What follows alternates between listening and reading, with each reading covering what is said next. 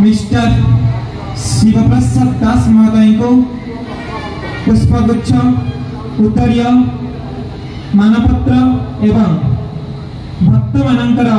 अनुभूति भावेग को स्वाक्षर बहन करुवा अनुभूति माँ तारिणी जो स्मरणिका चैती पर्वर प्रथम दिवस उन्मोचित होती सांस्कृतिक मंडपर भव्य परिसर मध्य माँ तारिणी पीठ घटगाँ अनुरोध करी देवोत्तर निरीक्षक श्रीयुक्त त्रिलोचन नायक महोदय को समस्त वाद्यशिल्पी कंठशिल्पी गण को से स्मरणिका जहाँकि समस्त भक्तंकर भावेग को नहीं स्वाक्षर बहन करुवा अनुभूति माँ तारिणी प्रदान करुछंती देवोत्तर निरीक्षक श्रीयुक्त त्रिलोचन नायक महोदय जहाँकर प्रचेष्टारे आजिर ए सांस्कृतिक मंच प्रतिटी भक्तंकर हृदय स्पंदन सृष्टि करिछि शिव प्रसाद दास महोदय उपस्थित अछंती मंत्र कंठरे मुग्ध करि चलिछंती। अनुरोध करिबी अतिथि को मंच सम्मुख उपवेशन पूर्वक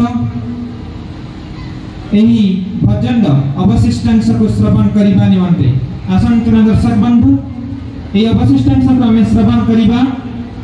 एवं तत्सहित आम गाँव उपस्थित अछंती आज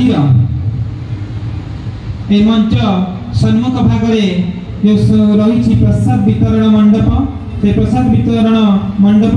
से प्रधान्य व्यक्ति मानव सेवा ही माधव सेवार तात्पर्य को सठिक भाव में प्रतिपादित कर जीवन प्रतिटी मुहूर्त को मां पीठरे समस्त भक्तों के उद्देश्य समर्पित करछंती से आउ कहीं नुहति केन्दुझर माटीर आनंदपुर अंचल श्रीयुक्त अनंत नारायण महांती महोदय को अनुरोध करी मंच उपर को आसवा निमंते मांकर एही आशीर्वाद स्वरूप संवर्धना को ग्रहण करने निमंते आम करताल दे स्वागत जनाइबा से प्रधान्य व्यक्ति महोदय को पुनर्बार अनुरोध करी देवोत्तर निरीक्षक श्रीयुक्त त्रिलोचन नायक महोदय को मंच उपर को आसवा निमंते आम करताल दे स्वागत जनाइबा अतिथि को एवं सही प्रधान्य व्यक्ति महोदय को जहाँकर प्रयास रे जहाँकर प्रचेष्टा रे माँ तारिणी पीठ घटगाँर द्वितीय दिवस रे समस्त भक्तों के उद्देश्य प्रसाद वितरण चालू रही समस्त भक्त मांकर प्रसाद सेवन करी आशीर्वाद लाभ करि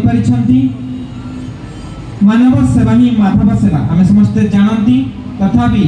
मनरे द्विधा प्रकाश करती किंतु से द्विधा को प्रकाश न करी जीवन प्रतिटी मुहूर्त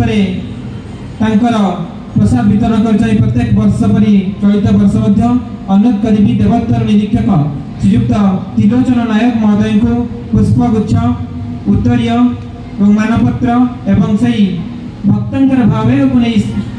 प्रकाशित होइतिबा स्मरणिका अनुभूति माँ तारिणी प्रदान करुछंती त्रिलोचन नायक महोदय से प्रधान्य व्यक्ति श्रीयुक्त अनंत नारायण महांती महोदय को धन्यवाद जहाँ आम गाँव उपस्थित अछंती एवं संवर्धना को ग्रहण करिसेंती मांकर आशीर्वाद स्वरूप अनुरोध करी उभय अतिथि को एवं से प्रधान्य व्यक्ति को मंच सम्मुख उपवेशन पूर्वक आम समस्त मन एक गुंजरण सृष्टि करुवा संगीतर मूर्छन तले तले आम समस्ते बजुवा से शिवप्रसाद दास महोदय जे कि एक सुनामधन्य कंठशिल्पी सहित प्रवचक निज ना से ओडिशारे प्रतिटी कोणरे निजर सुनामधन्य को प्रतिपादित कर से अवशिष्टांश को आम श्रवण करवा जदेवी सर्वभूतेषु मातृरूपेण संस्थिता नमस्तस्यै।